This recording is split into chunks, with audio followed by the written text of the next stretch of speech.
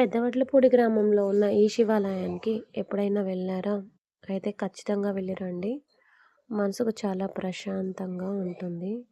ఆ వాతావరణం అక్కడ చాలా ప్రశాంతంగా అయితే ఉంది.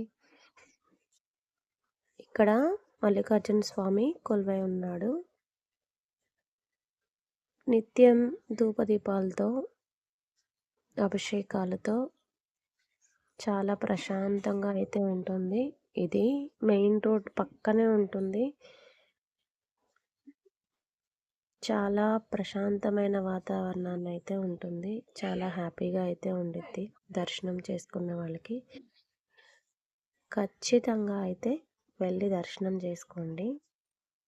ఇంతకీ పెదవడ్లపూడిలో ఉన్న వాళ్ళెవరైనా ఉంటే కామెంట్ చేయండి. ఓం నమః శివాయ. హర హర మహాదేవ శంభో శంకర.